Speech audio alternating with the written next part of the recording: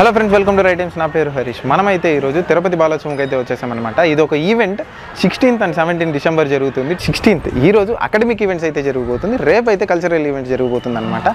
ఇంతకీ ఈవెంట్లో పార్టిసిపేట్ చేయడానికి పిల్లలు చాలామంది చాలా దూరం నుంచి ఆల్మోస్ట్ ఒక 20-30 స్కూల్ నుంచి అయితే ఇక్కడ పార్టిసిపేషన్ కోసం వచ్చారని తెలిసింది. ఎంతమంది పిల్లలు ఉన్నారు, వాళ్ళ టాలెంట్స్ని ఎలా ఎక్స్పోర్ట్ చేస్తున్నారు, ఏమేమి ఈవెంట్స్ ఉన్నాయి అనేది లోపలికి వెళ్ళి పూర్తిగా తెలుసుకుందాం. నాతో వచ్చి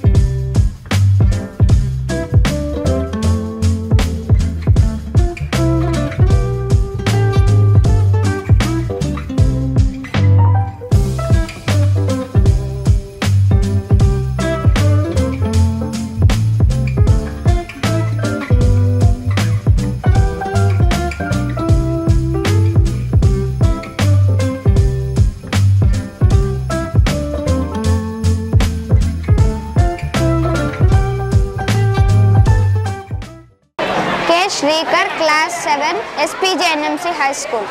ఇది ఇండియన్ హైవేస్ జాతి రహదారులు. ఇక్కడ వాహనాలు చాలా వేగంగా వెళ్తాయి. దాని నుంచి అక్కడక్కడ విండ్మిల్స్ అమర్చితే అవి ఆ ఎయిర్ని తీసుకొని ఎలక్ట్రిసిటీని ప్రొడ్యూస్ చేస్తాయి. దీనివల్ల ఎకో సిస్టానికి ఎటువంటి డ్యామేజ్ అవ్వదు.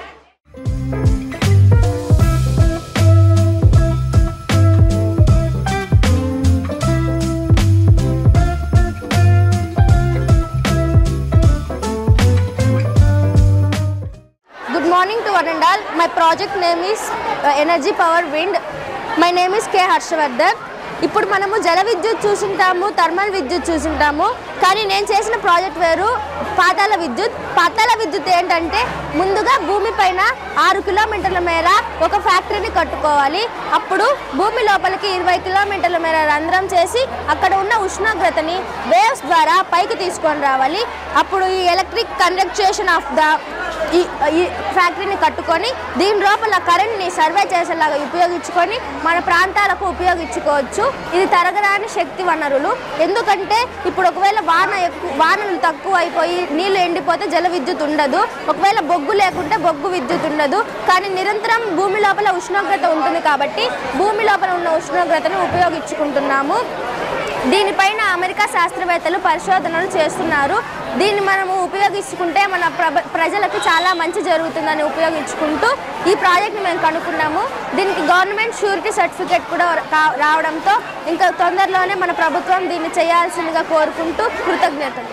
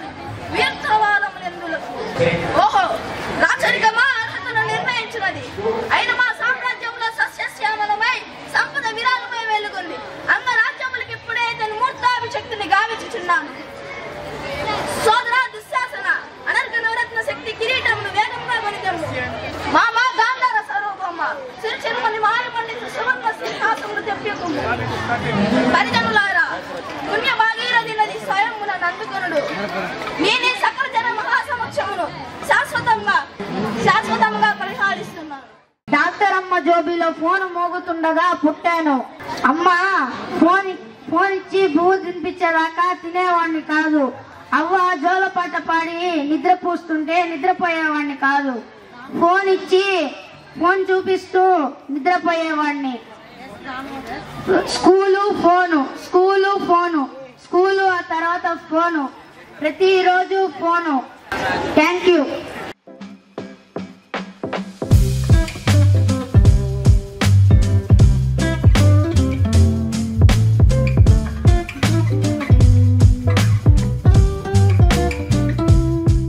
చూసారు కదా, తిరుపతి బాలోత్సవం సెకండ్ టైం అనుకుంటా ఇది జరిపేది. అండ్ ఆల్మోస్ట్ ఎంతమంది క్రౌడ్ ఉన్నారు, ఎన్ని స్టేజ్లు ఉన్నాయి అన్నీ చూసుకున్నారు కదా. చాలా గ్రాండ్గా అయితే లార్జ్ స్కేల్లో అయితే జరుగుతున్నారు. ఇదైతే నెహ్రూ మున్సిపల్ హై స్కూల్లో అయితే జరుగుతుంది. ఇలాంటి ఇంట్రెస్టింగ్ వీడియోలో త్వరలో మీ ముందుంటాను. Until then signing off cameraman సత్యతో హరీష్.